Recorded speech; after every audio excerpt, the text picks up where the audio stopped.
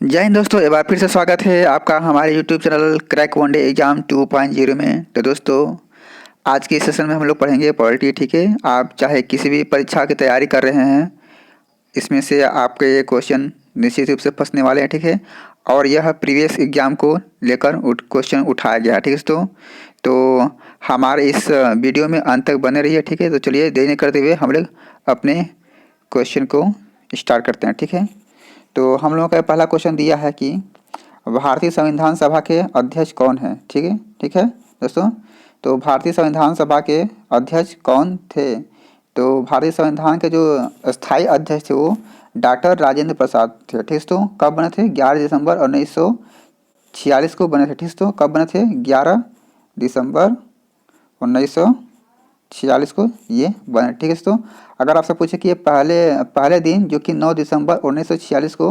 Doctor सच्चिदानंद सिन्हा को स्थायी, ठीक है, अस्थायी सदस्य बनाया गया था। ठीक है, तो इसका जो कि राइट आंसर हो जाएगा आपका ये ऑप्शन नंबर बी। ठीक है, डॉक्टर राजेंद्र प्रसाद।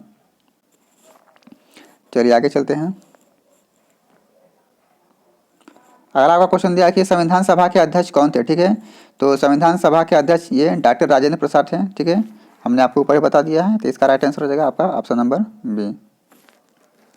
चलिए आगे चलते हैं हम लोग।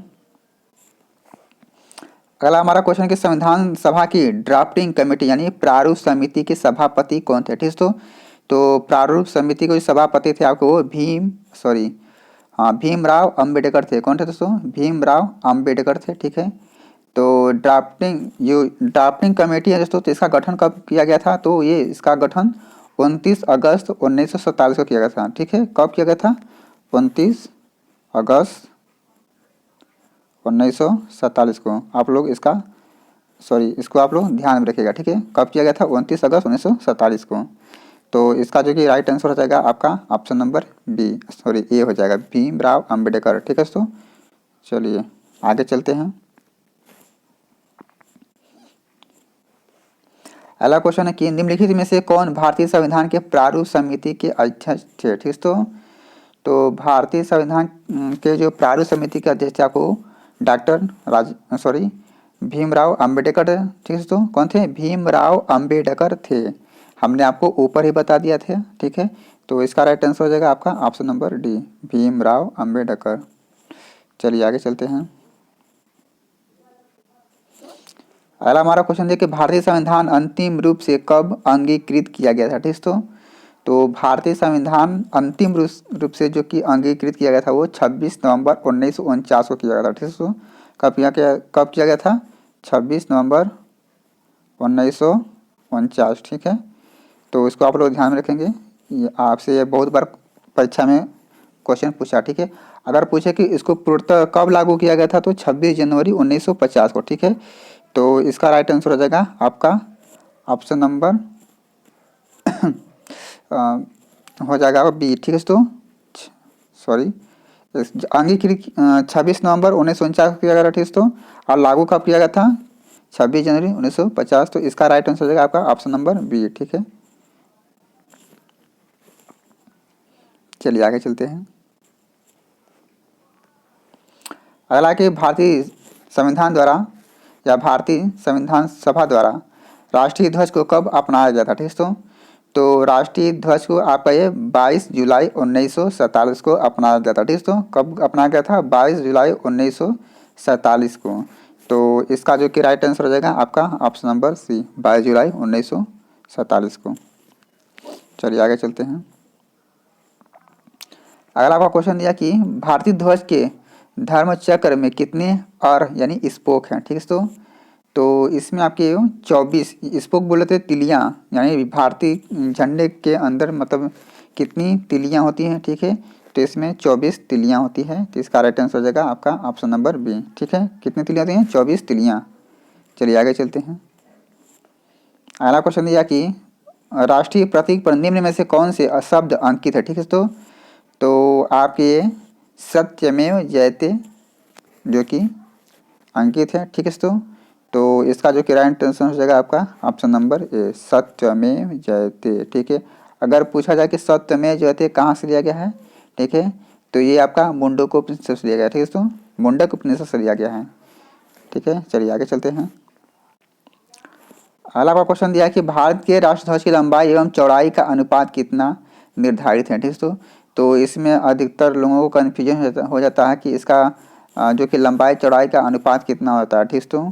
तो आप लोग इसको ध्यान में रखेंगे, इसका जो लंबाई चौड़ाई का अनुपात होता है आपका 3:2 का होता है, ठीक है दोस्तों। हमने आपको ऊपर बता दिया था कि हमारे भारतीय तिरंगे का जो संविधान सभा द्वारा स्वीकृत किया गया था वो 22 जुलाई 1947 को किया गया था, ठीक है दोस्तों। तो इसका राइट आंसर हो जाएगा आपका ऑप्शन नंबर सी, ठीक है, 3:2 के अनुपात में हमारा प्यारा तिरंगा रहता है। अगला हमारा क्वेश्चन दिया कि वर्ष में एक संशोधन के द्वारा भारत की नागरिकता अधिनियम में भारत के प्रवासी नागरिक की श्रेणी को जोड़ा गया था, ठीक है। तो ये आपके 2003 में, ठीक है, एक संशोधन के द्वारा भारत के नागरिकता अधिनियम में जो कि भारत के प्रवासी नागरिक, ठीक है, तो किस श्रेणी में जोड़ा गया था। तो इसका राइट आंसर हो जाएगा आपका ऑप्शन नंबर बी, ठीक है। कब जोड़ा गया था? 2003 में।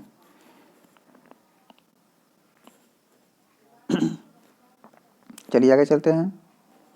अगला आपको क्वेश्चन दिया कि भारत में राष्ट्रगान को संविधान सभा द्वारा कब ग्रहण किया गया था, ठीक है दोस्तों। देखिए दोस्तों, भारत में के संविधान द्वारा तिरंगों को कब अपनाया गया था, ठीक है, राष्ट्रगान को कब अपनाया गया था, राष्ट्रीय पंचांग को कब अपनाया गया था, ये सब बहुत ही इंपॉर्टेंट क्वेश्चन है, आप लोग इसको ध्यान रखेंगे रखिएगा, ठीक है दोस्तों। तो यहाँ आपका दिया कि भारत में राष्ट्रगान को, ठीक है, संविधान सभा द्वारा कब ग्रहण किया गया था, ठीक है। तो आपका ये 24 जनवरी 1950 को ग्रहण किया गया था, ठीक है। तो इसका जो कि राइट आंसर हो जाएगा आपका ऑप्शन नंबर डी, ठीक है, 24 जनवरी 1950। ठीक है दोस्तों, अगर पूछा जाए कि ये आपका राष्ट्रगान को यानी जन गण मन सर्वप्रथम पहली बार कब गाया गया था, ठीक है, तो ये आपका 27 दिसंबर 1911 में, ठीक है, तो 27 दिसंबर 1911 में गाया गया था। और कहाँ गया था, मतलब इसको गाया गया था तो आपके वो कलकत्ता अधिवेशन में, ठीक है, तो कलकत्ता अधिवेशन में इसको पहली बार गाया गया था। इसको आप लोग ध्यान रखेंगे। चलिए आगे चलते हैं। अगला हमारा क्वेश्चन कि भारत में सर्वोच्च शक्ति वहाँ के नागरिकों में निहित है, ठीक है। यह विशेषता भारतीय राष्ट्रीय जीवन के निम्न मूलभूत तत्वों में से किसका वर्णन करती है, ठीक है।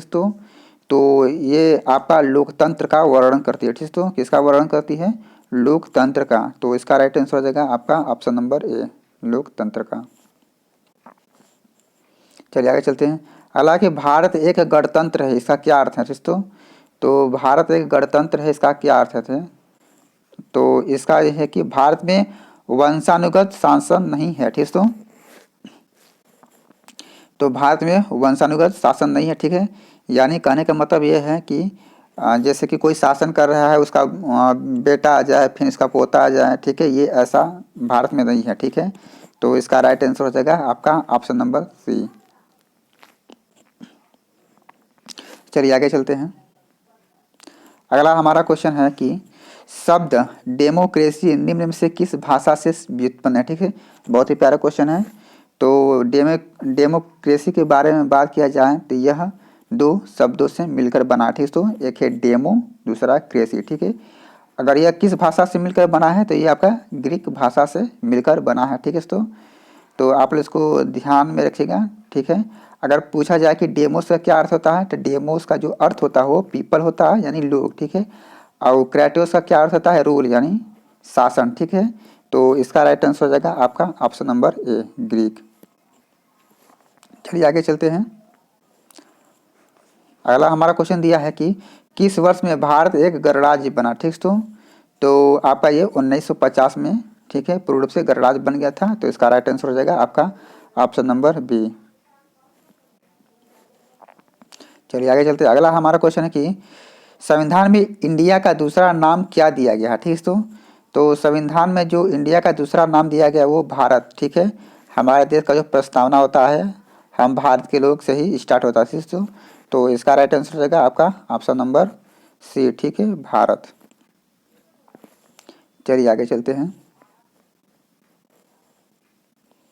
अगला कि संविधान का कौन सा आर्टिकल रूल ऑफ लॉ, ठीक है, यानी विधि का शासन का विस्तृत उल्लेख करता है, ठीक है दोस्तों।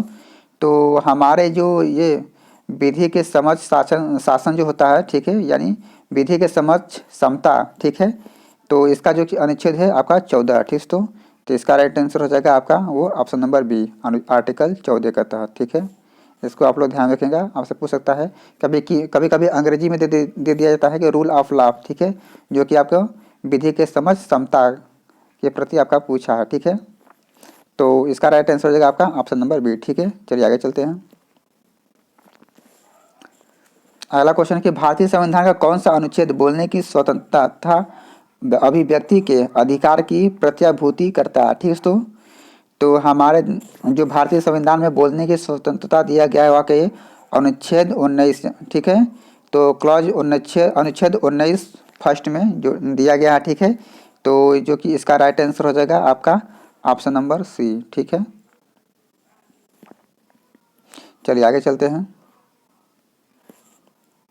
हालांकि शिक्षा के क्षेत्र में कौन सा सबसे नया कानून है, ठीक है दोस्तों। तो शिक्षा के क्षेत्र में आपका ये कौन सा नया कानून है, ठीक है। सबसे पहले अगर पूछ लिया जाए आपसे कि शिक्षा का अधिकार का अधिनियम कब आया था, ठीक है दोस्तों। तो शिक्षा का अधिकार का जो अधिनियम आया था पहली बार वो 4 अगस्त 2009 को अधिनियम हुआ था, ठीक है दोस्तों। कब हुआ था? 4 अगस्त 2009, ठीक है। तो अगर इससे पूछा जाए कि इसमें आपका राइट आंसर कौन सा होगा, ठीक है, तो इस आधार पर सर्वाधिक उपयुक्त उत्तर तो आपका होता है शिक्षा का अधिकार, ठीक है। परंतु परीक्षा संस्था द्वारा जो होता है आपका वो ऑप्शन नंबर सी को न जांच कर आपको ऑप्शन नंबर ए को जांचता है, ठीक है दोस्तों। तो ये है आपका अनिवार्य प्राथमिक शिक्षा, ठीक है, अनिवार्य प्राथमिक शिक्षा। तो इसका राइट आंसर हो जाएगा आपका ऑप्शन नंबर ए, ठीक है। वैसे तो आपका शिक्षा का अधिकार इसमें सही होना चाहिए, लेकिन जो परीक्षा का संस्था द्वारा होता है आपका वो ऑप्शन नंबर ए पर जाता है, ठीक है। चलिए आगे चलते हैं। अगला है किसी मौलिक अधिकार का उल्लंघन होने पर कोई भी नागरिक किस अधिकार का सहारा लेकर अदालत में जा सकता है, ठीक है। तो संवैधानिक उपचारों का अधिकार जो है कि इसके आधार पर वह न्यायालय में जा सकता है, ठीक है दोस्तों। इसमें 6 प्रकार के मौलिक अधिकार दिए गए हैं, ठीक है। अगर पूछा जाए कि संविधान के अनुच्छेद में किस में यह सम्मिलित है, ठीक है दोस्तों, तो ये आपके अनुच्छेद 32 में सम्मिलित है, ठीक है। जो प्रावधानिक संविधान उपचार के अधिकार का सहारा लिया जाता है, ठीक है दोस्तों। तो इसका जो कि राइट आंसर हो जाएगा आपका ऑप्शन नंबर बी, संवैधानिक उपचार का अधिकार। चलिए आगे चलते हैं। अगला क्वेश्चन है कि निम्न में से किससे विरुद्ध बंदी प्रत्यक्षीकरण की याचिका दायर की जाती है, ठीक है। तो आपसे ये क्वेश्चन पूछा है कि किससे बंदी प्रत्यक्षीकरण, ठीक है, याचिका दायर की जाती है। तो ये आपका ये गैर कानूनी नज़रबंदी के विरुद्ध, ठीक है। जैसे ये कोई पुलिस है, ठीक है दोस्तों, तो कोई डॉक्टर का काम करे तो ये गैर कानूनी है, ठीक है। तो ये नहीं होना चाहिए। तो इसका जो कि राइट आंसर हो जाएगा आपका ऑप्शन नंबर बी, गैर कानूनी नज़रबंदी के विरुद्ध, ठीक है। तो इसका राइट आंसर हो जाएगा आपका ऑप्शन नंबर बी। चलिए आगे चलते हैं हम लोग। अगला कि निम्न में से कौन सा मूल अधिकार नहीं है, ठीक है दोस्तों। तो इसमें आपसे पूछा कि मूल अधिकार नहीं है, ठीक है। तो जीवन जीने का अधिकार है, ठीक है, ये तो हो जाएगा। फिर समता का अधिकार है, ठीक है। संपत्ति का लेकिन अधिकार नहीं है, ठीक है दोस्तों। आपका ये संपत्ति का अधिकार नहीं है। तो इसका राइट आंसर हो जाएगा आपका ऑप्शन नंबर सी, ठीक है। अगर पूछा जाए कि संपत्ति का जो अधिकार है किस संविधान संशोधन के द्वारा हटाया गया, ठीक है, तो 44वें संविधान संशोधन द्वारा हटाया गया था 1978 में, ठीक है। 1978 में आपका ये हटाया गया था। तो अब पूछा जाए कि संविधान संशोधन जो हुआ था यानी संपत्ति को किस में जोड़ा गया है, तो ये आपका ये 300A में जोड़ा गया है, ठीक है। तो कहाँ जोड़ा गया है? 300A में। तो इसका जो कि राइट आंसर हो जाएगा आपको वो ऑप्शन नंबर सी, ठीक है, संपत्ति का अधिकार नहीं है। चलिए आगे चलते हैं। अगला कि भारत में संपत्ति का अधिकार अब रह गया है, ठीक है। तो भारत में जो संपत्ति का अधिकार अब रह गया है वो कानूनी अधिकार रह गया, ठीक है, जो हमने आपको बताया था कानूनी अधिकार में 300A में जोड़ा गया है, ठीक है, 300A में जोड़ा गया है। तो इसका राइट आंसर हो जाएगा आपका वो ऑप्शन नंबर सी, कानूनी अधिकार। चलिए आगे चलते हैं। अगला के संपत्ति का अधिकार को किस संविधान संशोधन द्वारा मूल अधिकारों की श्रेणी में हटाया गया, ठीक है। तो ये आपका 44वें संविधान संशोधन द्वारा ये श्रेणी में हटाया गया है। तो इसका राइट आंसर रहेगा आपका ऑप्शन नंबर डी। चलिए आगे चलते हैं। अगला के भारत में संपत्ति का अधिकार है, ठीक है दोस्तों। तो भारत में आपका संपत्ति का अधिकार कैसा है, ठीक है। तो ये आपका विधिक अधिकार है, ठीक है, यानी कानूनी अधिकार है। तो इसका राइट आंसर हो जाएगा आपका वो ऑप्शन नंबर बी, ठीक है। कैसा अधिकार है, विधिक अधिकार है, ठीक है दोस्तों। चलिए आगे चलते हैं। अगला क्वेश्चन दिया कि भारतीय संविधान के भाग 4 के अंतर्गत निम्न में से किसका उल्लेख है, ठीक है। तो भारतीय संविधान के भाग 4 में आपका किसका उल्लेख है, तो राज्य के नीति निर्देशक तत्वों का उल्लेख है, जो कोई डीपीएसपी है, ठीक है दोस्तों। तो इसका जो कि राइट आंसर हो जाएगा आपका ऑप्शन नंबर ए, ठीक है, ऑप्शन नंबर ए। चलिए आगे चलते हैं। अगला हमारा क्वेश्चन दिया कि भारतीय संविधान के निर्माताओं ने राज्य के नीति निर्देशक तत्व का विचार कहाँ से लिया, ठीक है। तो ये बहुत ही अच्छा क्वेश्चन आपसे कई बार परीक्षा में पूछा गया है कि जो डीपीएसपी है वो किस देश से लिया गया है, ठीक है। तो डीपीएसपी आपका ये आयरलैंड गणतंत्र के संविधान से लिया गया है, ठीक है दोस्तों। तो इसका राइट आंसर हो जाएगा आपका वो ऑप्शन नंबर डी, ठीक है। चलिए आगे चलते हैं। अगला क्वेश्चन कि भारत के संविधान के दिशा निर्देशक सिद्धांतों का मुख्य उद्देश्य है, ठीक है दोस्तों। तो इसका मुख्य उद्देश्य आपसे पूछा है। तो ये आपका कल्याणकारी राज्य की स्थापना करना, ठीक है। जो डीपीएसपी होता है वो आपके ये कल्याणकारी राज्य की स्थापना करना होता है। इसमें आपसे कई बार क्वेश्चन पूछा जाता है कि इसका अर्थ क्या होता है, ठीक है। तो इसको आप लोग ध्यान में रखिएगा, ये आपको शब्द को ही रट लेना है, ठीक है। ये आपको शब्द को ही रट लेना है। तो इसका राइट आंसर हो जाएगा आपका ऑप्शन नंबर सी। चलिए आगे चलते हैं। हालांकि भारतीय संविधान में निम्न में से एक मूल कर्तव्य नहीं है, ठीक है। तो भारतीय संविधान में आपका ये वैज्ञानिक टेम्पर विकसित करें, ठीक है, ये आपका मूल कर्तव्य नहीं है। तो इसका राइट आंसर हो जाएगा आपका वो ऑप्शन नंबर इसमें आपका है ये है सार्वजनिक चुनाव में वोट दें, ठीक है। सार्वजनिक चुनाव में वोट दे, ये आपका ये मूल कर्तव्य नहीं है, ठीक है। तो ये आपका वैज्ञानिक टेम्पर विकसित करे ये नहीं है आपका, इसमें ऑप्शन नंबर ए है, ठीक है। तो इसका राइट आंसर हो जाएगा आपका ऑप्शन नंबर ए, सार्वजनिक चुनाव में वोट दें, ठीक है। चलिए आगे चलते हैं। अगला हमारा क्वेश्चन दिया कि संविधान का अनुच्छेद 52 संबंधित है, ठीक है। तो संविधान का जो अनुच्छेद 52 है आपका वो राष्ट्रपति से संबंधित, ठीक है। तो ये आपके भाग 5 में आ जाएगा राष्ट्रपति संबंधित। तो इसका राइट आंसर हो जाएगा आपका वो ऑप्शन नंबर डी, ठीक है। किससे संबंधित है, अनुच्छेद 52 तो राष्ट्रपति से संबंधित है। चलिए आगे चलते हैं। अगला क्वेश्चन दिया कि भारत के वर्तमान राष्ट्रपति कौन है, ठीक है। तो भारत के जो इसमें वर्तमान राष्ट्रपति यहाँ के वो राष्ट्रपति रामनाथ कोविंद है, ठीक है। कौन है, रामनाथ कोविंद हैं ये, ठीक है। और ये कब अपना पद ग्रहण किए थे, तो ये अपना ये 25 जुलाई 2017 को, ठीक है। कब किए गए थे, 25 जुलाई 2017 को किए थे, ठीक है। चलिए, तो इसका जो कि राइट आंसर हो जाएगा आपका option number B, Ramnath Kovind, ठीक है। चलिए आगे चलते हैं। अगला कि इसमें से किस राष्ट्रपति ने लगातार 2 बार, ठीक है, राष्ट्रपति पद संभाला है, ठीक है दोस्तों।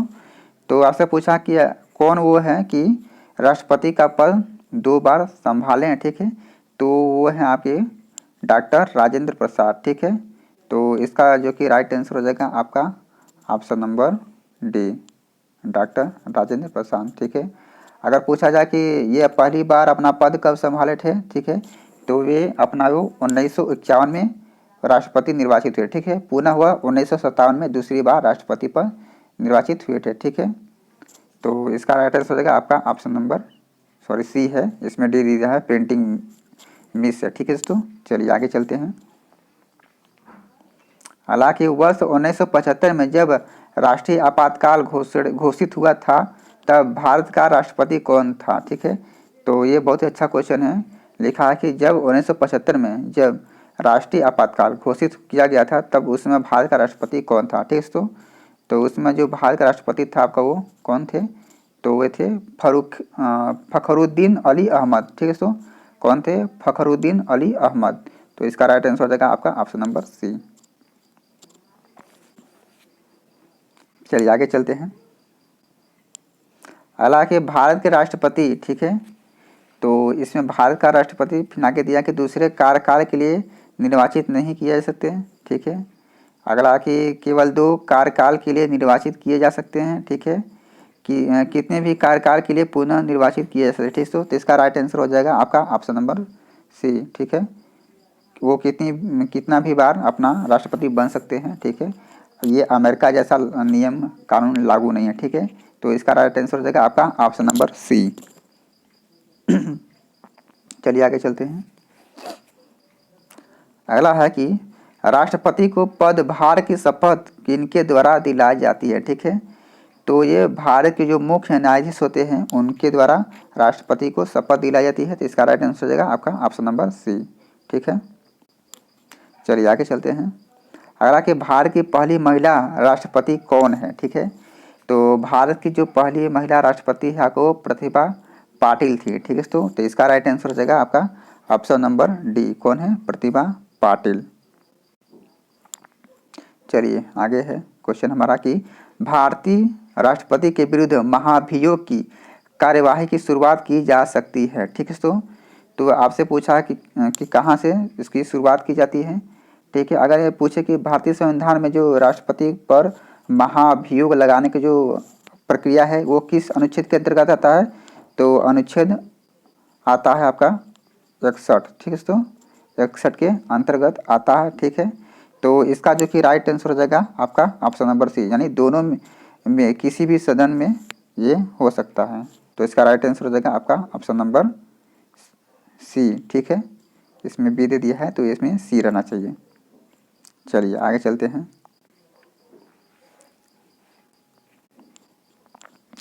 अगला से क्वेश्चन पूछा है कि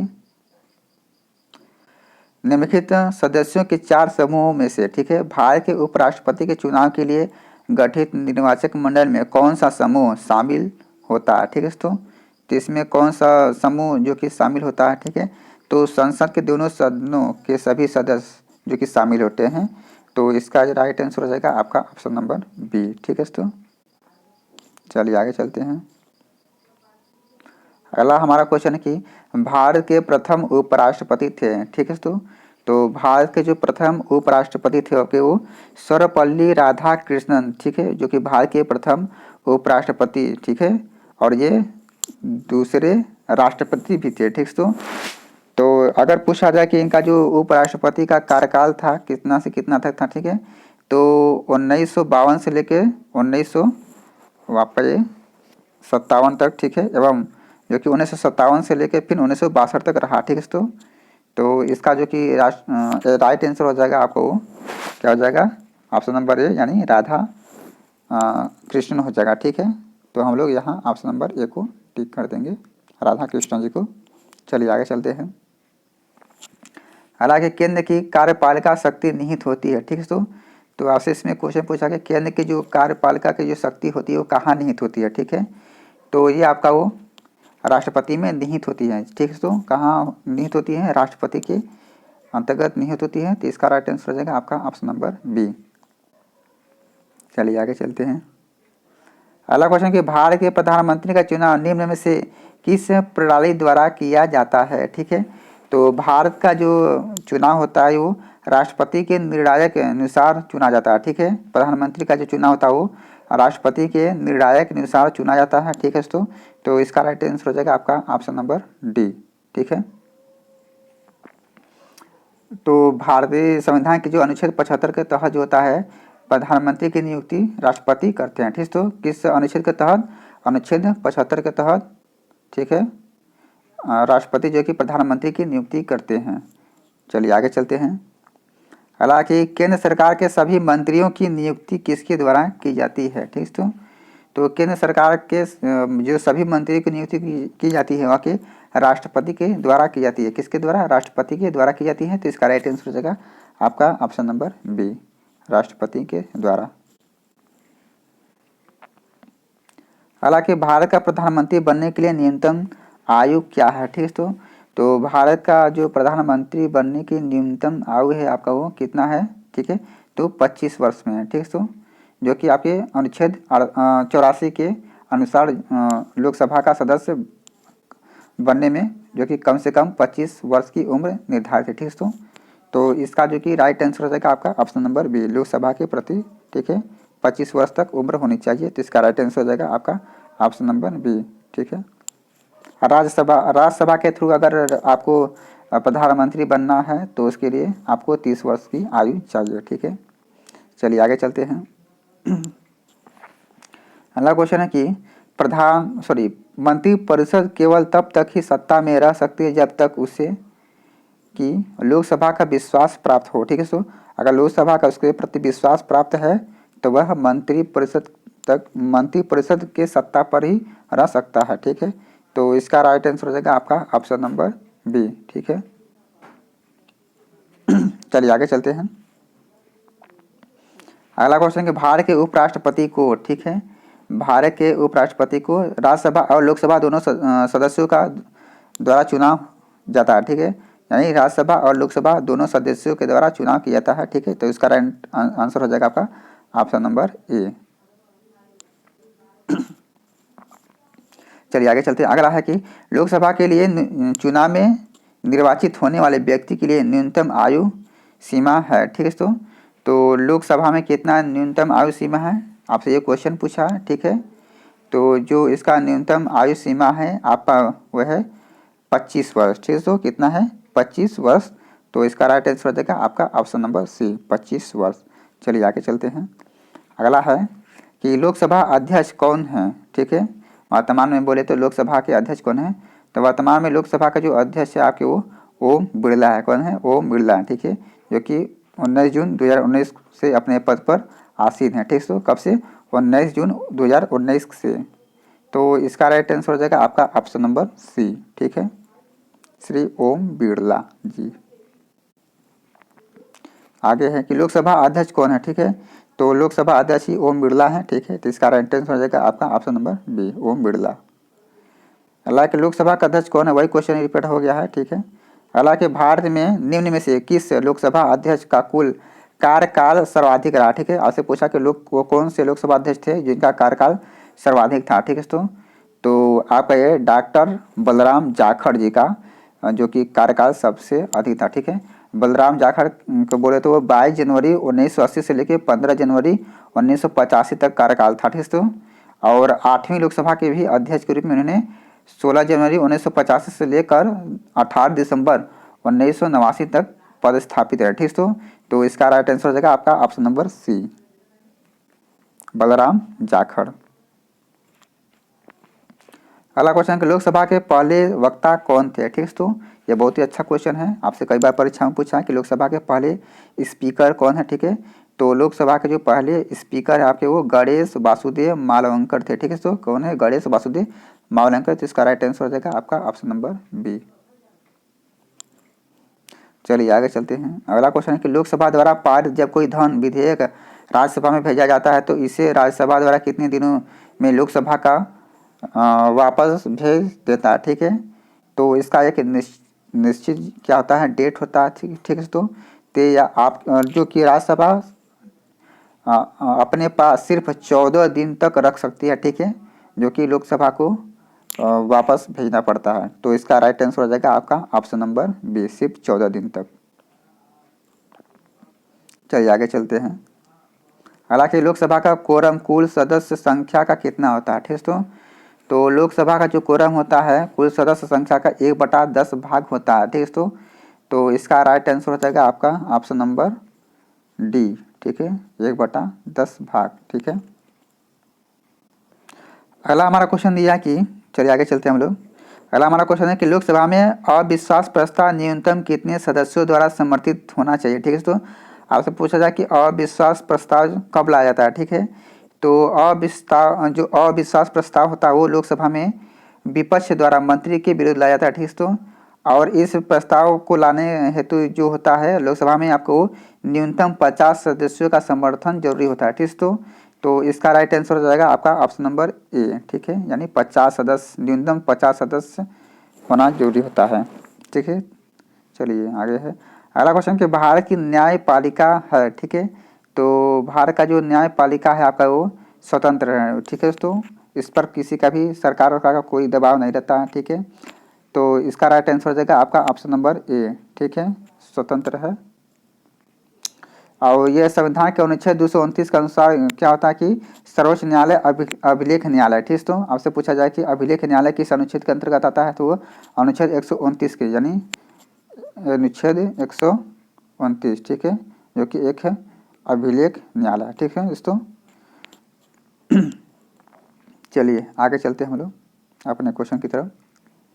हालांकि के निम्नलिखित में से सर्वोच्च न्यायालय के न्यायाधीश की सेवा निवृत्ति की आयु कौन सी है, ठीक है।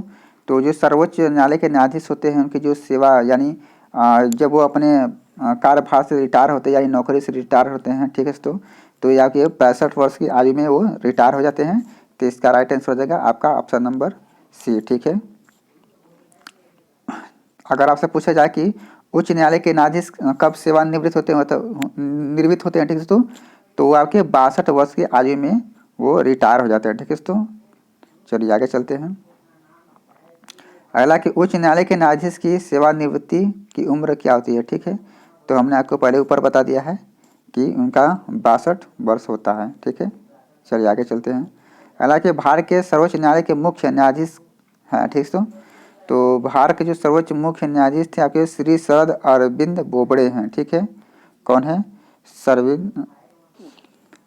श्री शरद अरविंद बोबड़े हैं, ठीक है। लेकिन वर्तमान में पूछे कि कौन है, यानी बदल गए हैं, ठीक है। तो वो आपके वर्तमान में एन वी रमन्ना है, ठीक है। इसको कौन है? एन वी रमन्ना जी हैं, ठीक है। इनका कार्यकाल समाप्त हो चुका है, ठीक है, फिलहाल के लिए। तो अगर क्वेश्चन के हिसाब से इसमें आपको श्री शरद अरविंद बोबड़े जी हैं जो कि यह रिटायर चुके हैं। अब कौन है? तो एन वी रमन्ना है, ठीक है। कौन है? एन वी रमन्ना जी हैं वर्तमान में। चलिए आगे चलते हैं। हालांकि राज्यपाल का कार्यकाल कितना होता है, ठीक है। तो राज्यपाल का कार्यकाल होता है आपका वो 5 वर्ष होता है, ठीक है। अगर पूछा जाए कि संविधान के अनुच्छेद 156 में, ठीक है, राज्यपाल के पदावधि का क्या है विवरण, ठीक है। तो अगर पूछा जाए कि राज्यपाल का पद किस अनुच्छेद के तहत है, तो आपका ये 156 के तहत राज्यपाल का पद है, ठीक है। तो इसका जो कि राइट आंसर हो जाएगा आपका ऑप्शन नंबर बी, 5 वर्ष के लिए। चलिए आगे चलते हैं। हालांकि राज्यपाल की नियुक्ति कौन करता है, ठीक है। तो राज्यपाल की जो नियुक्ति करता है आपका वो कौन करता है? तो राष्ट्रपति करता है, ठीक है। तो इसका जो कि राइट आंसर हो जाएगा आपका वो ऑप्शन नंबर सी, कौन करता है? राष्ट्रपति करता है। हालांकि मेघालय का वर्तमान राज्यपाल कौन है, ठीक है। तो इस क्वेश्चन के हिसाब से जो मेघालय के वर्तमान राज्यपाल हैं, ठीक है, वो दौरान बनवारी लाल पुरोहित हैं जो कि मेघालय के राज्यपाल हैं, ठीक है। तो इसका राइट आंसर हो जाएगा आपका वो ऑप्शन नंबर सी, बनवारी लाल पुरोहित। चलिए आगे चलते हैं।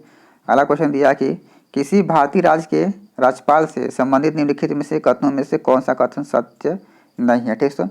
पहला ऑप्शन है कि वह भारत के राष्ट्रपति द्वारा नियुक्त होता है, ये आपका सत्य है, ठीक है।